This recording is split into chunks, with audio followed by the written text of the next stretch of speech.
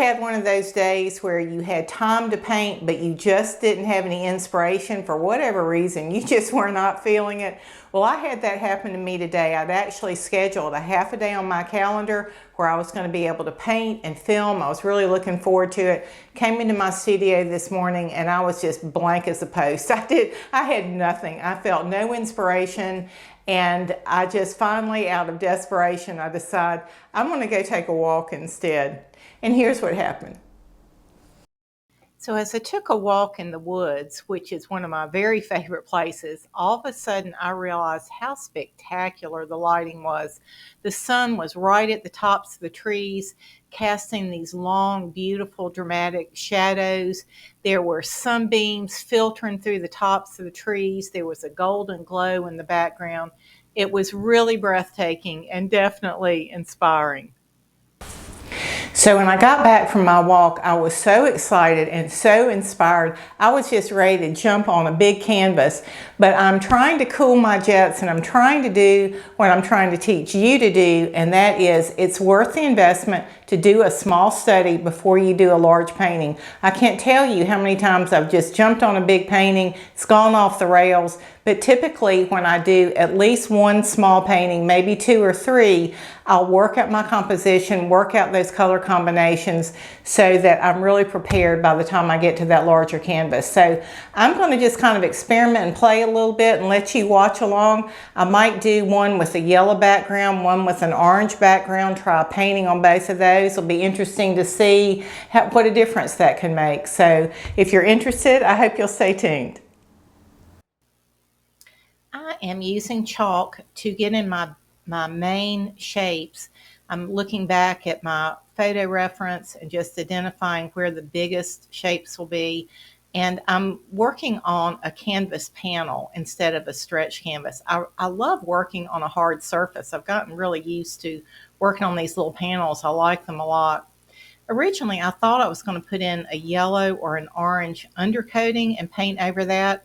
But as I've looked at that photo again, there are so many trees, and I thought if I don't get that blue sky color in first, it's going to be a nightmare trying to paint around those trees. So I'm doing 2 different values of cobalt with a lot of white, and I'm going to put the darker at the top, and then it will get lighter as I go down. I'm using a flow improver instead of using so much water. I'm just putting that in a little cup and then putting that cup on my palette and dipping into that and then onto my canvas. So I'm going to speed this part up a little bit, but I am just going to do a little darker blue at the top. It's going to get lighter as we go down, and then we'll switch over to a color.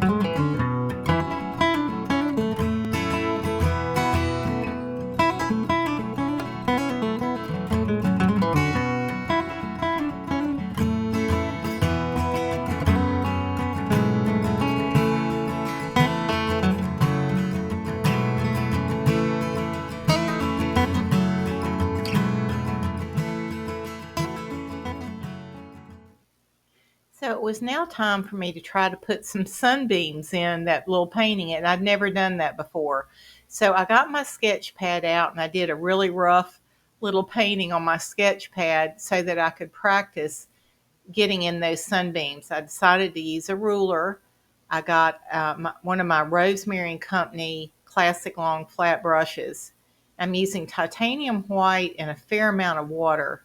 And I just wanted to kind of experiment. You can see that one went totally awry. It was way too wet. And then I was trying to get in the sun at the top, which in the photograph was reading very white. It didn't look yellow at all. So there's that fine line with these. You want it to read white, but at the same time it needs to be transparent enough that you're seeing what's behind it. Here I'm trying to wipe that back off with the brush, and I wasn't very happy with that. So then I decided to try a different brush. I chose a round, smoother brush, and that worked a lot better. So now I've pulled out my painting. I'm deciding where those lines are going to go. I've wiped that ruler off so I don't want to be tracking residue of paint. And I'm getting it positioned, looking at my photograph again. I'm looking at the angle of the light coming from the trees, and just kind of mentally preparing myself. I've got my little round brush. I've done a quick streak. I'm wiped it right back off. That's the thing. You can keep a damp paper towel handy and experiment with this a little bit until you get it right, as long as you're doing it in acrylics, that is. So I decided to go back to that artist's flow instead of using water and try thinning it the paint with that. I am using a heavy body white paint. I do have some light body white paints, and that might have been a better choice. If I do a large painting of this, I'll probably try that as well. I think that's pretty. I like that it's thin, but it still reads white. And I'm taking that thin white paint and I'm just kind of fuzzing out some of the leaves that are around it, because there was quite a haze in the photograph where the leaves were just sort of bleached out because there was so much light. So I'm trying to mimic that by just lightly putting that thin white on top. I think that looks good. I got my ruler out and decided to see if I could make that a little wider. I really like that flow improver mixed with the paint. I think that's a very believable looking sunbeam, and here I'm just kind of expanding it a little bit. Wow, I really like the way that turned out. Now I'm putting in a smaller one, kind of freehanding it once I use my ruler to establish the line. But yeah, I was really pleased with this. And here I am just building up that light source one more time, just adding a little more white, creating that bleached out look there at the top. Wow, wow, wow. How fun. You've got to try this. I always like it when I'm doing a video for you and things turn out well. They don't always, but for me, this was such time well spent. My tendency is to take shortcuts and just jump on a big painting. I love that I've got a beautiful little roadmap now. I've got my colors worked out. I've got the composition worked out. I had never done the sunbeams before, and I'm feeling so empowered now. I'm thinking about adding some more to this. I've wanted to add sunbeams to paintings before, particularly some of my big sky ones, but you know, that's the very last thing that you do, and what if you mess it up? And I've just felt so insecure about it, but I feel like because I did this little study, now I've got one more little trick in my tool belt, and that maybe I can do that. So I hope this is encouraging you that doing the little studies are time well spent before you do a big painting. And so, yep. Hey, if you've enjoyed this video, I always appreciate a thumbs up and would love for you to consider subscribing.